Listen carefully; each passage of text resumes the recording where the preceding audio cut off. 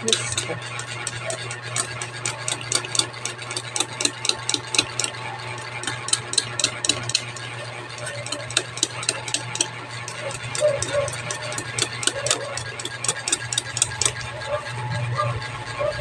lang. Kaya naging sasaksak na niya ang Palawan. May ano na. Ano? Ginagayat ng manipis. Ayan. Pangalawang araw na po ito na binibilad namin ang aming binayat po ng manipis. Ayan. Binayat na Palawan. Dito na lang po namin ibinilad sa bubong para direkta mismo sa yero. Mas ma-absorb po niya masyado yung init. Tutupok agad. Ayan. Ayan po. Kalahati lang po ito ng binibilad namin na ginayat na Palawan. Yung iba po nandun sa pinakamataas na bubong, meron pong mga lalagyan. Ito lang po ang talagang direktang inilagay ko dito kasi mababa naman po yung bubong. Ayan. Ayan. So pag naging crunchy na po ito, talagang pwede na pong magiling. Papagiling na po namin yan. Ayan.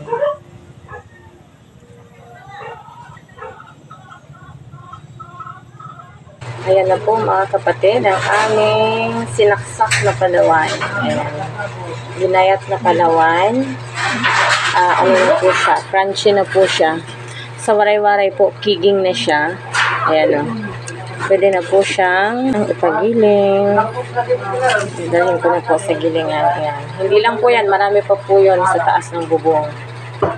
Ayan. Okay, gagawin po natin itong suman kurukod at saka muron. Muron, ayan. 3 days po na ibinilad namin sa napakatinding sikat ng araw, mga kapatid. Ayan. Mga kapatid, ito po ay part ng paggawa ng sumang muron. Sumang muron.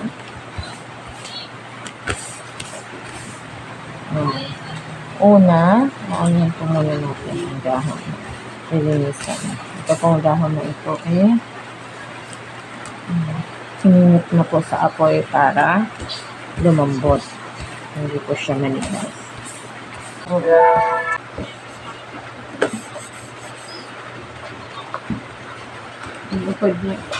Kasali na ako. So ito po, gagawa kami ng minuron na Palawan. Giniling. Giniling po na giant swamp taro. Ayan. Gagawin po namin minuron. Ito po ang gagamitin namin dahon. So ito po ay ang unang part na gagawin natin.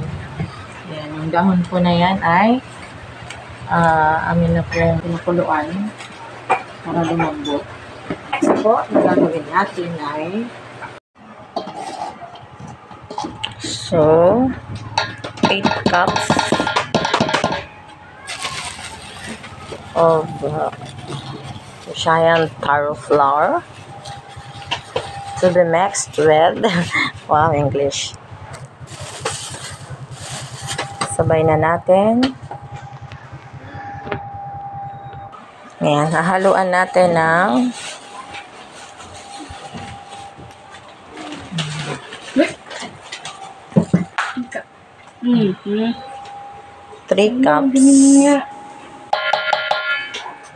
3 cups of ordinary rice flour. Okay. Hinaluan ng 3 cups of ordinary rice flour. Ito na po siya. And then, add 2 cups of sugar. So, 2 cups lang po ng sugar ang ilalagay. Kasi ayoko ng masyadong matamis. Ayan. Teka lang, unti-untiin ko lang po muna.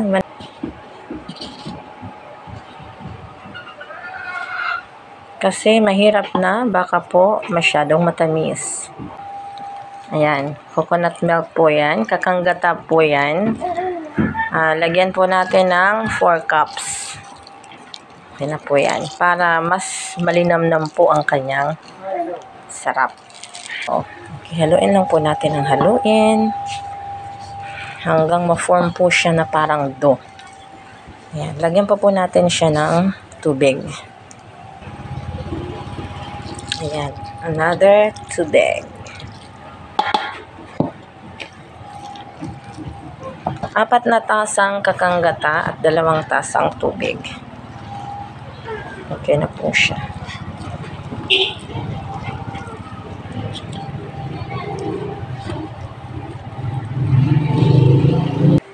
Ayan, itong food coloring po mga kapatid, optional lang po ang paglalagay.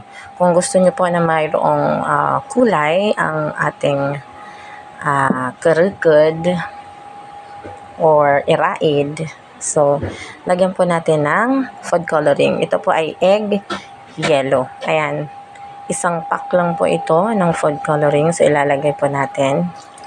Ayan. Kasi mas maganda pong tingnan kung medyo ano yung kanyang kulay. Kasi yung giant taro po, yung Palawan, pag naluluto, parang nangingitim po siya. Yun po yung talagang innate na kulay niya. Pero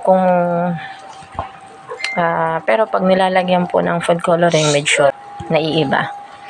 Nagiging kakulay ng kung anong food coloring po ang inilagay mo. Ayan. Ayan, napoform na po siya na parang dough. Maganda rin po siya mga kapatid, nalagyan ng vanilla, pampabango. Pero ako mas gusto ko kasi na naaamoy yung kanyang natural na bango. Hirap palang gumawa ng dough. Tingnan natin. Ayan. Okay lang po yung kanyang tamis. Kasi, okay. Ready na po siya para ibalot.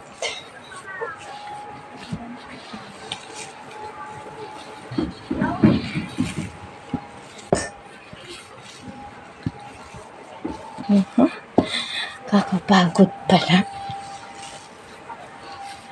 Okay.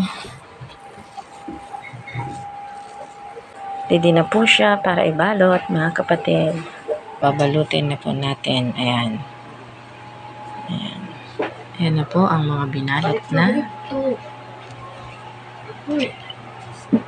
Binalot na. Ito naman ang binabalot.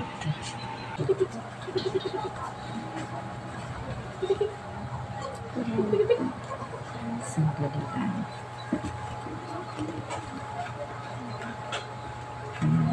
Ito po ang binabalot.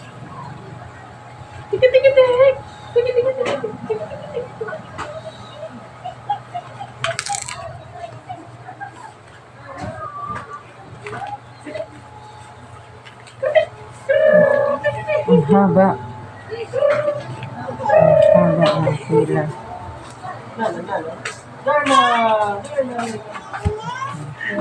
Gaya pa dyan lang. Palit. Ano wala? Jesus.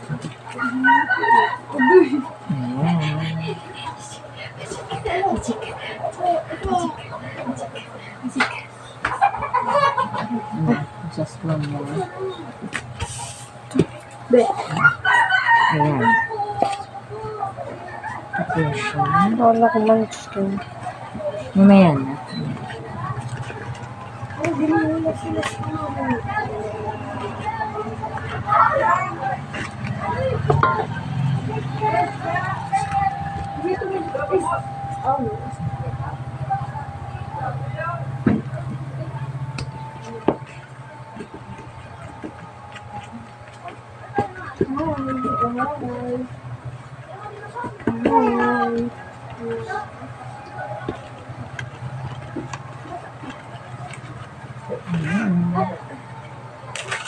Pero ni Papa, ni Papa.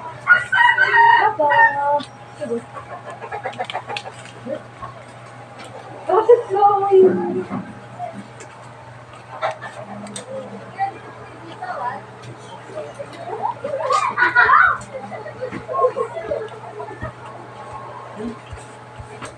Okay.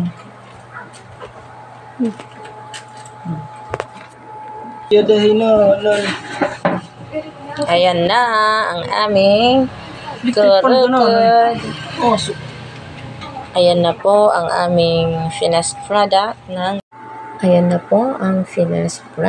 ng aming kurukod o iraid na giniling na giant swamp taro or alawan sa Waray. Ayan na po. Giant swamp taro na giniling, hinaluan po ng giniling na bigas. Ayan. Ayan, sarap po siya mga kapatid. Ayan po. Maraming salamat po sa panonood mga kapatid.